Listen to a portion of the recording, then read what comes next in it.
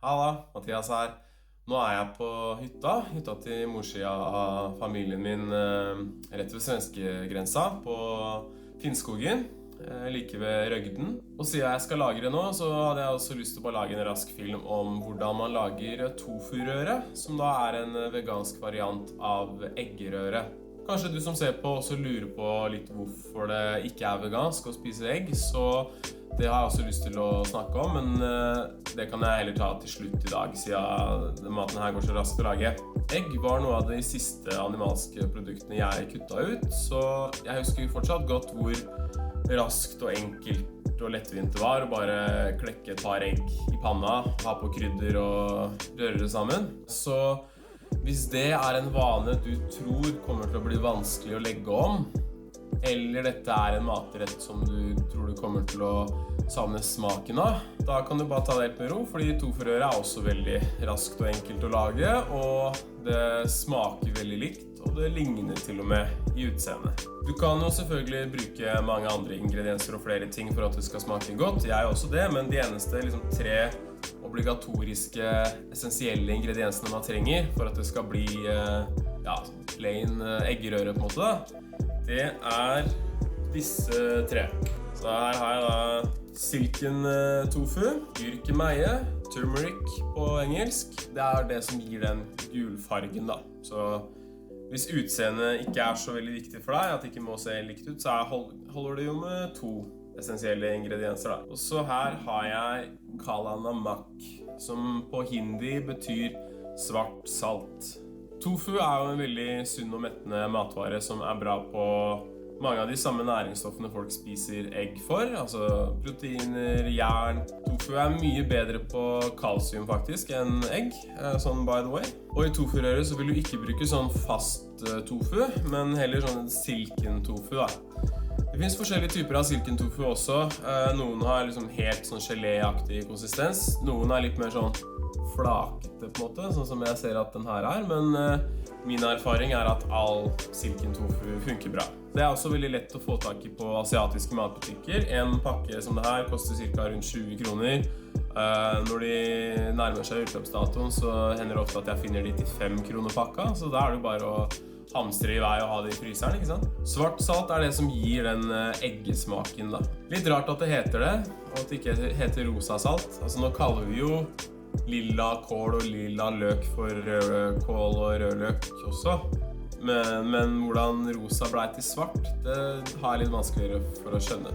Kanskje du vet det, du som ser på. Legg igjen en kommentar. Så mens dette på en måte er det som erstatter eggehvitten, så er det her på en måte erstatningen for eggeplomma.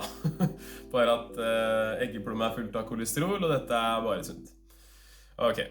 Jeg liker også å ha oppi gastromat og litt forskjellige urter og litt andre krydder av og til. Freestyle litt. Og en annen ting, hver gang jeg spiser gurkemeie så har jeg alltid også med svart pepper. Det har jeg fra Sinnet Nutrition, som snakker om det i flere videoer, om at, nå husker jeg ikke akkurat hvordan det var, men at svart pepper liksom booster og får fram de bra tingene i gurkemeie sånn veldig mye da. Så alltid når jeg bruker den, så har jeg også svart pepper. Ok, så vanligvis, hvis jeg bare lager det til meg og dama, så bruker jeg 1 pakke, men nå er vi her sammen med mora mi, så jeg tenkte å bruke 2 pakker nå.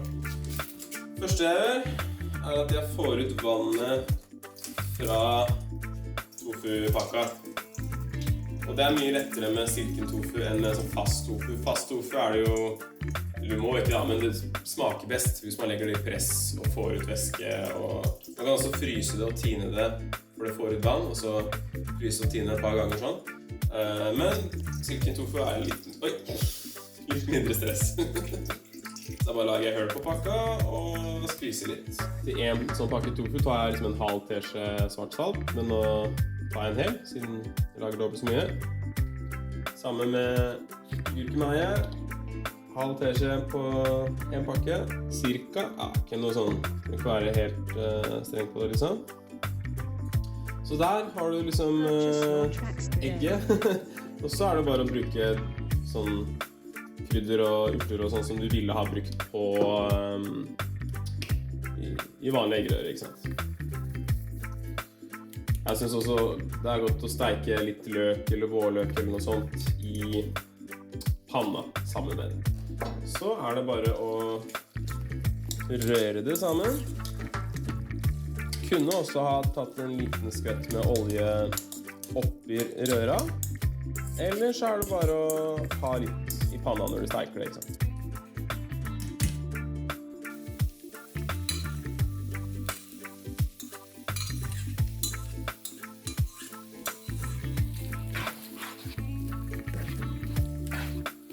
Jeg var først litt redd for at jeg hadde brukt for lite gurkemeie, men gulfargen kommer bedre fram når man steiker det.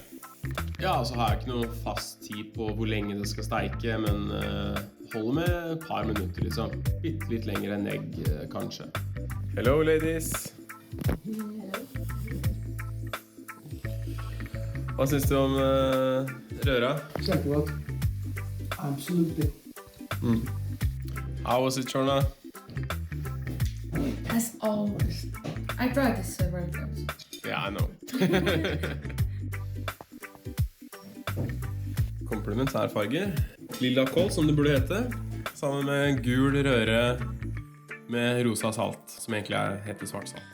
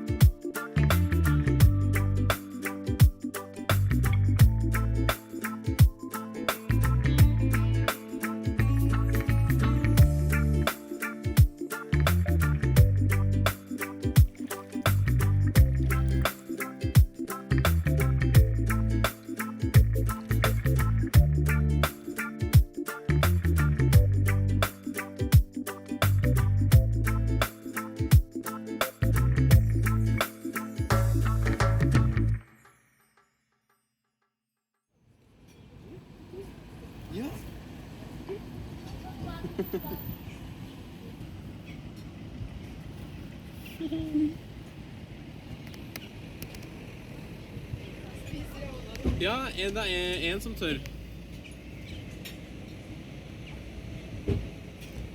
Stay still, so